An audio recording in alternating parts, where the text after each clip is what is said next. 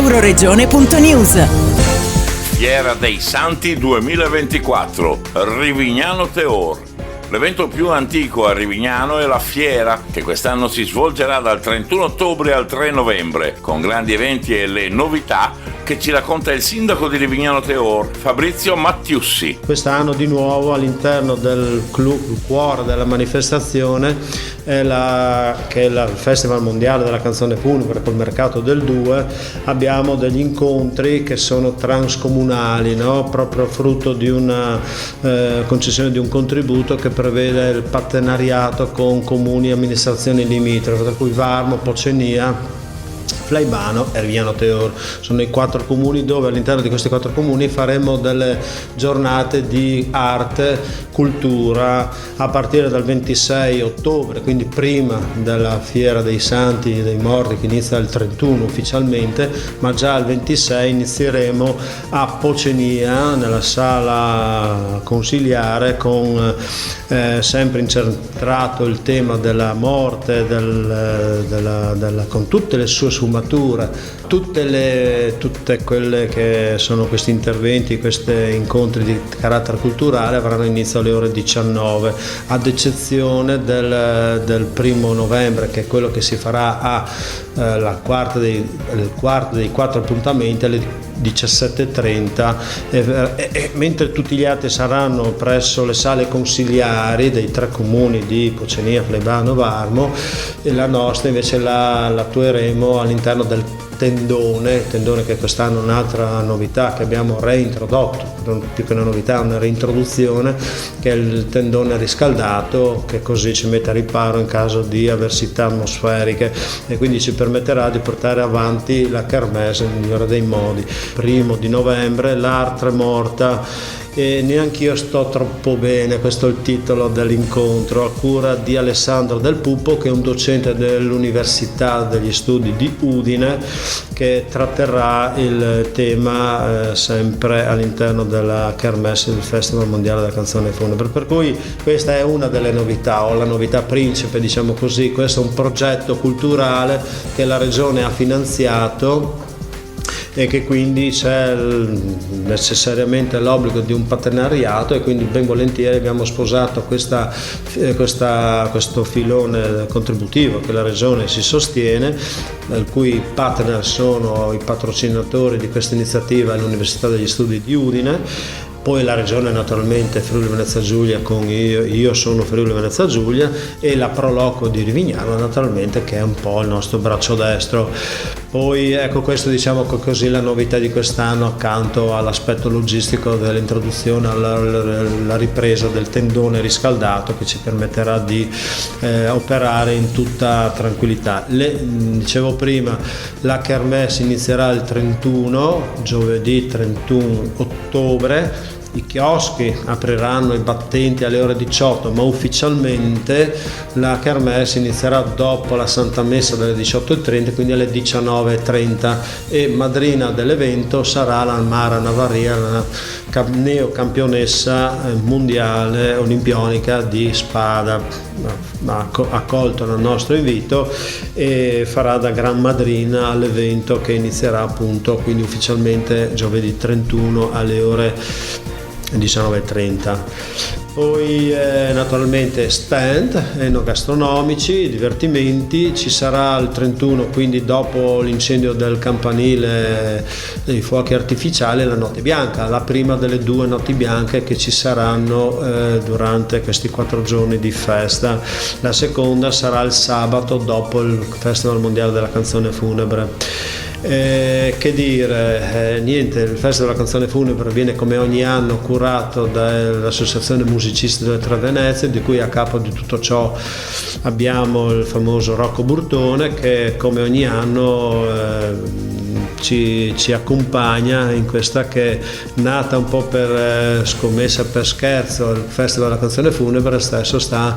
avendo un rilievo mondiale, perché effettivamente ci scrivono anche dall'oltreoceano, per cui effettivamente è mondiale. No, noi abbiamo il Festival della Canzone Nazionale, il Festival di Sanremo, noi abbiamo il Festival della Canzone Mondiale, per cui è una cosa che va coltivata, perché è nata per scherzo, ma comunque arte, cultura, musica, buona musica, per cui c'è una selezione e così via, per cui ecco. Poi abbiamo naturalmente le finali di Miss Mondo, no? Quindi anche questa all'interno della nostra diciamo kermesse, ci sarà all'interno del tendone il palco su cui sfileranno queste belle ragazze, ci saranno giuria che valuterà e quindi anche questo si ripeterà come ogni anno, questo appuntamento che è molto molto atteso, e questo sarà naturalmente domenica 3 novembre alle ore 17, con inizio alle ore 17:30 per la precisione, e quindi ci sarà anche qua le finali di Miss Mondo a Rivignano nell'ambito della sagra della fiera della fiera dei santi e dei morti. Ecco, questo in particolare. Poi naturalmente a fianco tutto ciò, accanto ai chioschi enogastronomici e tutte le offerte che forniranno le varie attività economiche della zona, ci sarà la Luna Park. La Luna Park, come ogni anno da un po' di anni a questa parte, dopo aver inaugurato l'ampliamento della piazza parcheggio retrostante al municipio, che sarebbe l'antico foro boario, dove anticamente quindi c'era il mercato dei bovini, ecco da dove viene la secolare anche ancestrale provenienza di questa fiera dei santi e dei morti. Il foro boario che è stato trasformato in parcheggio negli anni 80, fine anni 80, adesso si è ulteriormente ampliato con una parte che è stata nominata l'Agorà del Friuli, nuova Agorà del Friuli. All'interno di questo ulteriore spazio sono stati ricavati gli spazi, in giro di parole, per ospitare nuove attrazioni alla Luna Park, e anche quest'anno ci saranno le giostre novità che a rotazione, fin tanto che non si metterà mano al regolamento, verranno ospitate nuove attrazioni, per cui si amplia l'offerta formativa del divertimento. Quindi questa secolare, se non millenaria, fiera dei santi e dei morti di Rivignano, che si è trasformata necessariamente, frutto anche dell'economia che gira, che cambia nei secoli. Una volta il filo conduttore era l'agricoltura, adesso sono l'artigianato, ci saranno gli hobbisti, ci saranno gli espositori che presenteranno i loro prodotti artigianato e commerciali di ogni sorta e di ogni forma. Quindi abbiamo detto la Luna Park, e ci sono naturalmente le attività economiche locali che fanno i loro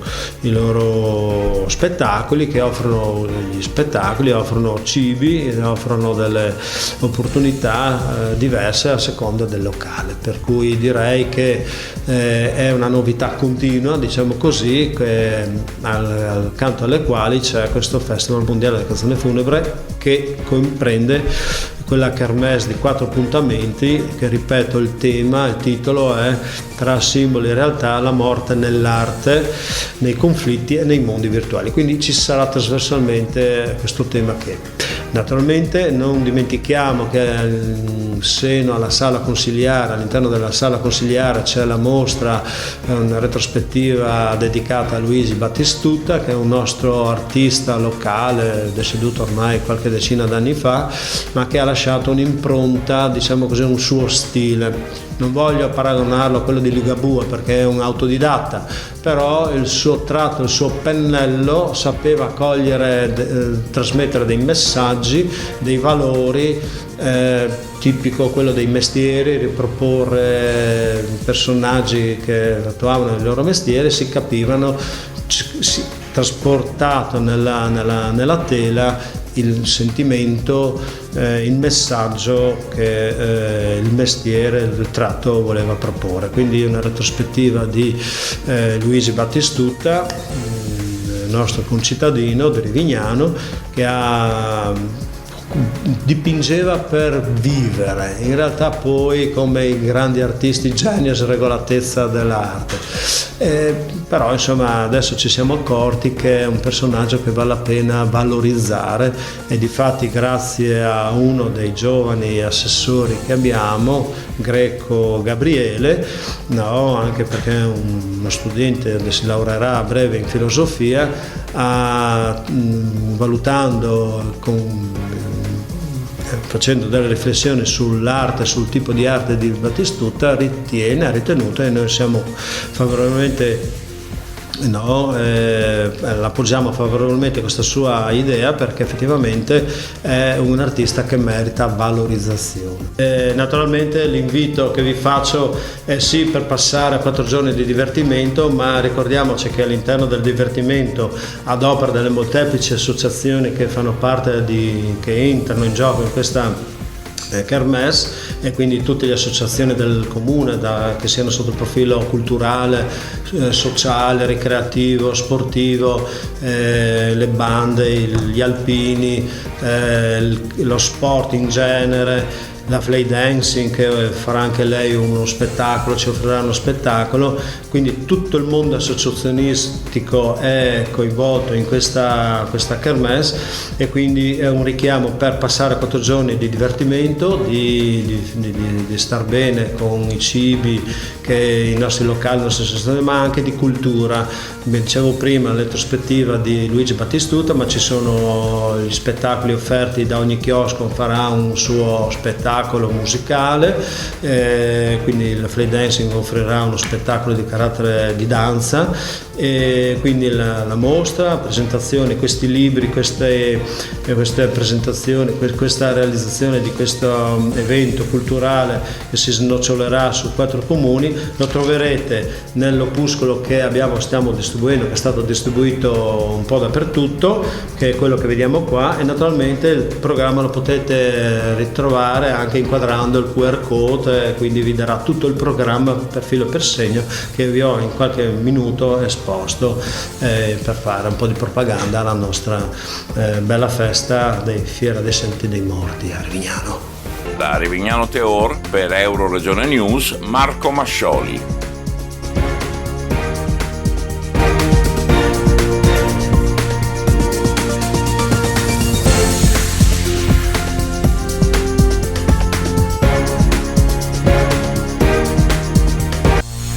Euroregione.news